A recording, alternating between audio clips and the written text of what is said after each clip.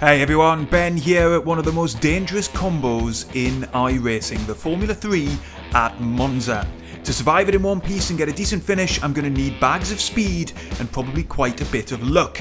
Let's get to the grid and see if I've got either. Right then, here we are on the grid waiting for the lights. We've qualified in P11 of an extremely competitive field, but we're getting ready to get underway, and I am already then thinking about the run down to T1 here. The cars are going to concertina together. It's an extremely tight chicane to get this Monza lap underway. I'm going to have to be very careful and hope that nobody else makes a big mistake. There's a puff of smoke up ahead as we take the outside line, and there's a traffic jam. Cars stationary on the track. I've had to take to the runoff area, get through the curbs and rejoin. I don't think I made any significant contact, so hopefully we've come away without damage. I've got absolutely no idea where we're running here. We've just been overtaken by Ido Rida there. We're going to be closing in on him. Maybe he has got a slowdown penalty that he's serving because he's easing off the gas. We've got another car coming down our inside as well. I'm going to have to just take as careful a line through the second chicane as I possibly can, and we've lost the position. There's another driver off to the right hand side there. So absolute chaos in this opening set of corners at Monza here, but we've managed to get through relatively unscathed. I've got Seb Pratea behind me there. He's going to make a move down the inside as I'm still just a little bit tentative, perhaps shaken from those opening corners, but thankfully he didn't make contact. Some very aggressive driving through the field here as others are trying to make up places early in this race. And look in the rear view mirror, side by side drivers, and another dive down my inside. This time it's Danny Taylon coming through there and up ahead of us now as we're coming through Ascari. More smoke up ahead. That signals has been more incidents. I think there was a bit of debris on the track as well, and if you look up the road you can see drivers running slowly, so clearly rejoining with damage. And yes, there's going to be another bunching together. We get blocked heading into the Parabolica. That might actually save us from an attack from Paul Anderson behind. Ryan Wallace, that's the leader of this race, off the grid, so he's come across us somewhere. Gonzalez heading into the pits as well, so the leaderboard will sort itself out now and we'll get a sense of where we're running. I think we might be in P9. Incredible, but for now we're under attack from Paul Anderson. We're stuck behind. Tail on up ahead. Anderson is going to get down my inside. We're going to be side by side. There's more carnage up ahead. A yellow flag is out. We're defending hard from Anderson here, but we're just about going to make it. And now we've got a chance to take a look back at all of the action from a chaotic opening lap here. First of all, we're following the light blue car of Ben Grimes. He's the man who tips another driver into the accident that causes all of that mess at T1. He continues on without a rear wing, and here he is through the second chicane. He can't put the power down. He spins out to the right hand side, but he's still not done. He's determined to drive this car back to the pits, and actually he's still racing with other drivers, and that causes carnage behind us as he flips Gary Pearce into the most spectacular accident there. That is a huge mess. And up ahead there's Wallace spinning out of the lead, and he catches Gonzalez coming through, so the lead drivers getting involved in accidents. And then at the beginning of lap 2, two drivers who benefited hugely from this, Buzita and Kalazides, coming together into T1, just not leaving each other enough room, and that will be another position that we can gain. On to lap 3 then, where things have calmed down just a little bit. We then are running in P8 and I'm following Danny Taylon up ahead. You can see the pack of drivers just a little bit further up the road as we come through the second Lesmo are fighting hard, but my attention is all on the rear wing of Taylon up ahead. I'm going to try and get past him and up into P7.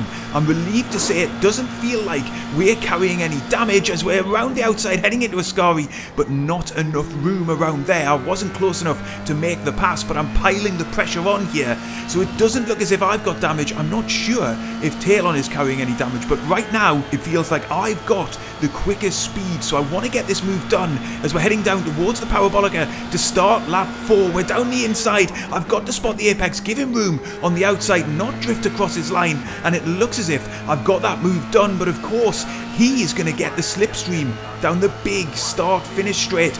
Even though we got better momentum out of the Parabolica, look at the closing speed. I come to the inside, he's going to go further to the inside, and he's going to be down alongside me, heading into the braking zone of T1.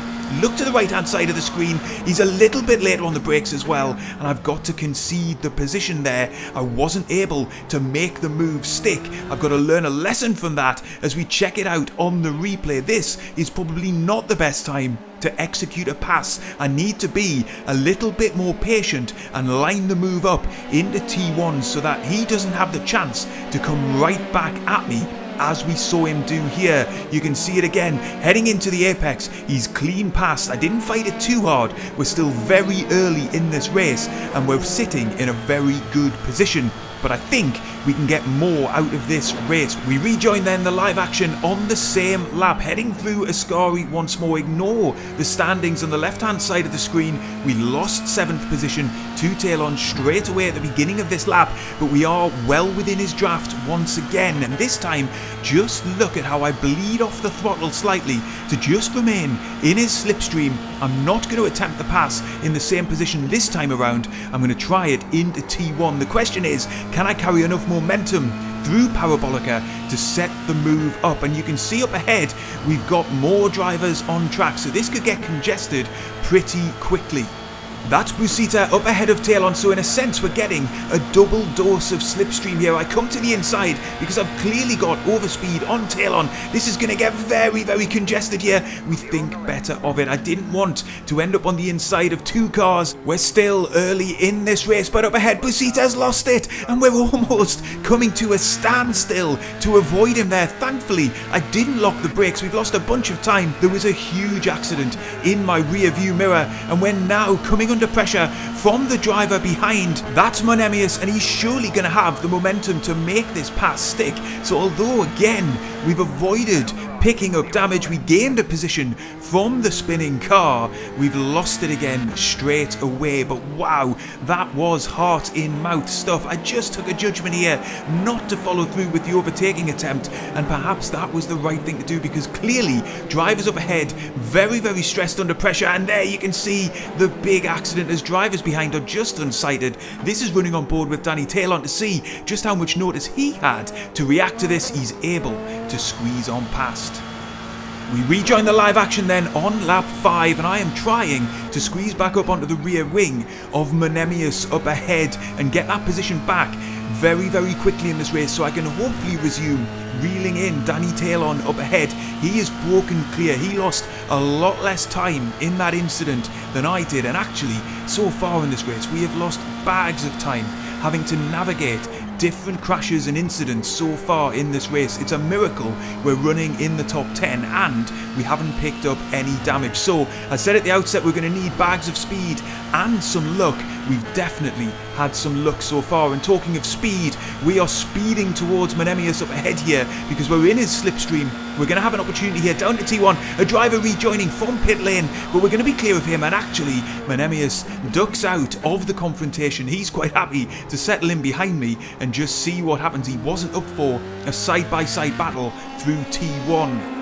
And over the next few laps then, we were trying to reel in Danny Talon. We were helped out by P2 man Rivera crashing out of the race at the first Lesmo. So as we rejoin the live action on lap 9, we are sitting in P6, and I've been able to dramatically reduce the gap to Danny Talon up ahead. So the battle is now on for P5.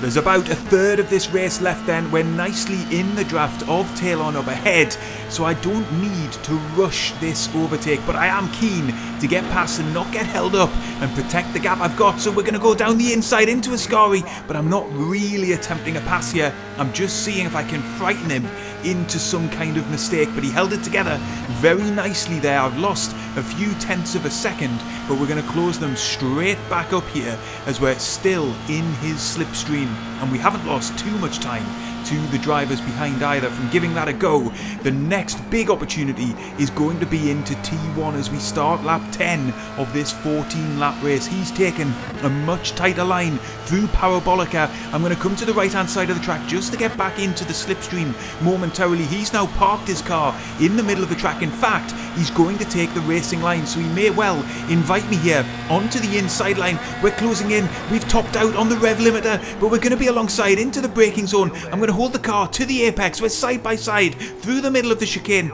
He's still on my left hand side and he gets a better drive out of the corner, so he's held the position. We're still tucked right underneath the rear wing here then of Talon, coming through Curva Grande towards the second chicane. He's not going to be able to cover off the inside here because I've gotten my car alongside him as we come underneath the bridge into the braking zone, side by side, hit the apex. We're still side by side, but I've got the drive out of the corner. I'm able to hold the position and we're up into P5. That was a dramatic set of corners as we were fighting there tooth and nail to get past Danny Talon, and finally, after it feels like a race-long battle in many ways, we've been able to do it. Side by side on exit there then, he just had the better exit from the first chicane, but then as we got into the second chicane, I was able to get all the way alongside into the braking zone. It gave me the high ground into the corner, and then it just became about leaving him enough space on the inside and we were able to make the pass. But the drama didn't end there for Danny Talon. He then got engaged in a huge battle with Monemius behind me into the final laps of this race, and this is the very last lap of the race. Talon in the lead makes a mistake through the middle of the corner there and he smashes into Monemius, who was trying to avoid him. Other cars then get collected in this too, so more carnage to end the race just as we started it. But for me, the final lap was a much more straightforward affair. We crossed the line in P5 and I think that's a very good finish, all things considered. An extremely competitive grid. We get a +70 to our I rating, and overall coming home in P5 to finish the Formula 3 season, I'm really very happy about that. There were lots of places where this race could have unravelled. Yes, we lost a lot of time behind drivers, but ultimately we kept the car on track. We had some great racing and we got a really good finish. Now, if you enjoyed this video, don't go anywhere. Click the link to the race video on screen now. I think you'll love it.